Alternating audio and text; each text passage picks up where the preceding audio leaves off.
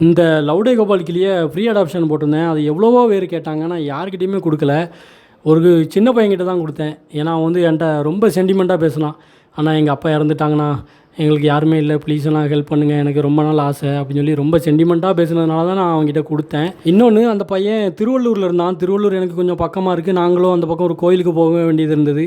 ஒரே டைம்ல அந்த பையனுக்கு ஈஸியா குடுத்துரலாம் அப்படின்னு சொல்லிட்டு தான் நானும் கொண்டுட்டு போனேன். குடுக்கும்போது நான் வீடியோ எதுவும் எடுக்கல. போகும்போது மட்டும் தான் அந்த பேட வீடியோ எடுத்தேன்.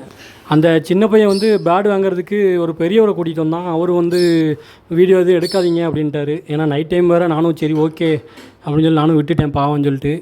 அந்த பேடெல்லாம் கொடுத்துட்டு கிளம்பும்போது தான் தெரியுது அந்த பெரியவர் தான் அந்த பையனோட அப்பா அப்படின்ட்டு. அவன் வந்து என்கிட்ட பொய் சொல்லி ஏமாற்றி என்கிட்டருந்து வாங்கியிருக்கான்.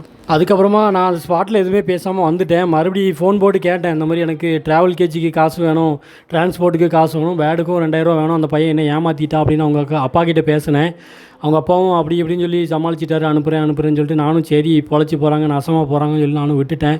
அதுக்கப்புறமா அந்த பையனுக்கு எவ்வளோ கொழுப்பு இருந்தால் இப்போ வந்து என்கிட்ட அந்த பேடு பறந்து போயிட்டு எனக்கு அதுக்கு பதிலாக வேறு ஏதாவது தாங்க அப்படின்னு மனசாட்சியே எல்லாமே என்கிட்ட வந்து கேட்குறான். அந்த பேடுக்காக ஃபுட்டுலாம் நிறையா வாங்கினேன், கேஜி வாங்கினேன். அதுக்கு எனக்கு நிறையா செலவாயிடுச்சு. காசாவது கொடுங்க, அப்படி இல்லைன்னா பேடு வேறு ஏதாவது கொடுங்க அப்படின்னு வந்து கூச்சமே இல்லாமல் கேட்குறான்.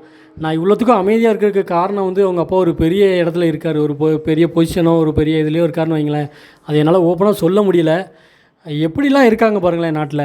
இப்போ நான் வந்து ஊர் விட்டு ஊர் வெளியூரில் வந்து இருக்கிறேன். அதனால் இப்போ நான் ஏதாவது பண்ணேன்னா எனக்கு தான் ரிஸ்க்கு அவங்களால. அதனால் நான் காசு போனால் போயிட்டு போகுதுன்னு சொல்லி வேறு வழி இல்லாமல் நான் விட்டுட்டு இருக்கிறேன்.